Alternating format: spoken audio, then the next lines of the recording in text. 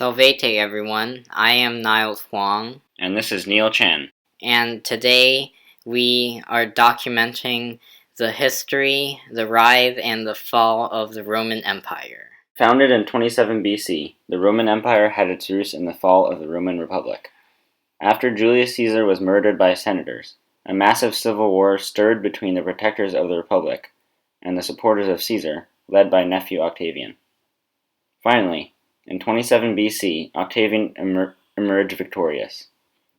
Despite Octavian's refusal to be called a rex, but rather a princeps, the Republic was no more, and thus begun the rise of the Roman Empire, marking the start of its first dynasty, the Julius-Claudian dynasty. As the first emperor of Rome, Octavian restored a long-lasting peace over all of Italy, the Pax Romana. Art, culture, and expression flourished under his rule. After a century of civil strife, this peace was well received by much of Rome and lasted for centuries to come. Octavian was so popular and well respected that he was bestowed the title of Augustus, meaning the greatest. Octavian died in 14 AD, marking the beginning of a long line of Julio-Claudian emperors. Tiberius was the second emperor of Rome, ruling from 14 to 37 AD. After the reign of Tiberius, Caligula came into power. He famously proclaimed himself a sun god. After Caligula's reign, Claudius rose to power. Under his rule, the empire successfully conquered much of the southern part of Britain. After Claudius came Nero, who murdered his mother and threw thousands of Christians to the lions. During his reign, the Great Fire of Rome occurred, which he blamed on the Christians. He was also a proponent of an exotic form of punishment called damnatio ad bestias, or damnation to the beasts. With Nero's death in 69 AD, the Julio-Claudian dynasty ended. In the following transition after his death, Rome faced 4 emperors in 1 year, the year of 4 emperors. It was at this time that the Colosseum was built. After the end of the year of the 4 emperors, the Flavian dynasty came into power. This dynasty ruled from 69 AD to 96 AD.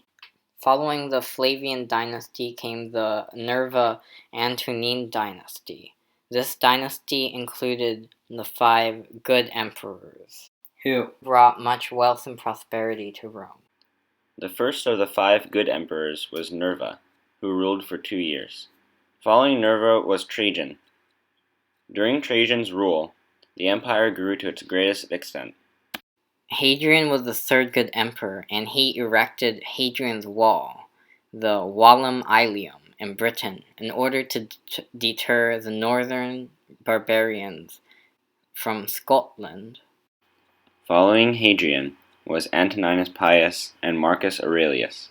His death marked the end of the 5 good emperors. But while he still lived, Marcus Aurelius ruled jointly first with Lucius Verus and then Commodus, who continued to rule after his death until 192 AD.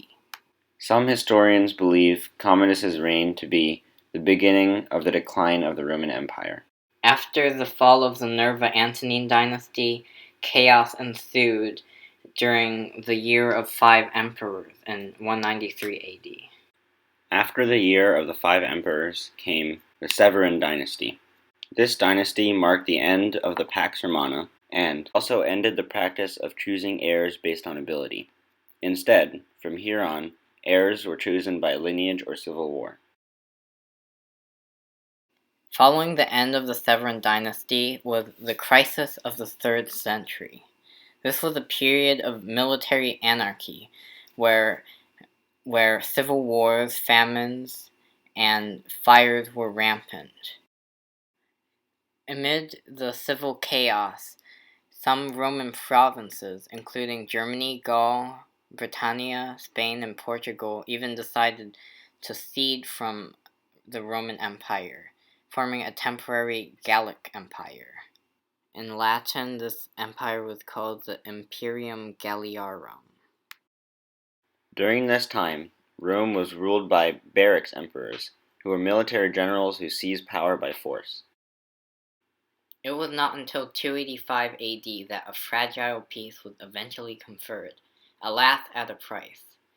Although Diocletian began the long Constantinian dynasty, under his reign Rome split into two empires, an eastern and a western. The Eastern Empire was the Pars Orientis, and the Western one Pars Occidentalis. The Constantinian dynasty was named after Constantine the Great, who was its most famous emperor. Constantine the Great reunited the two empires temporarily, and also proclaimed Christianity as the official religion of the Roman Empire. Culturally, this decree was not in harmony with Roman polytheism and the tradition of worshipping good emperors as gods. After the Constantinian dynasty was the Valentinian dynasty. During this period of time, Orthodox Christianity became the officially tolerated version of Christianity, and the empire was irrevocably split into two halves once more. By this time, Rome was in freefall. In 410 AD, the city was sacked by Visigoths, and in 455 AD, it was sacked by Vandals. The Western Empire ended with the abdication of the last emperor of Rome, Romulus Augustus, in 476 AD. While the Western Empire met its fate in 475 AD, the Eastern Empire lasted centuries to come.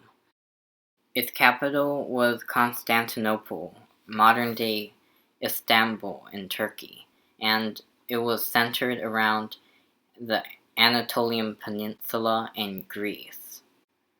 The Eastern Empire came to be known as the Byzantium Empire, which lasted through the Dark Ages. It eventually fell to the Turkish Ottoman Empire in 1453 AD.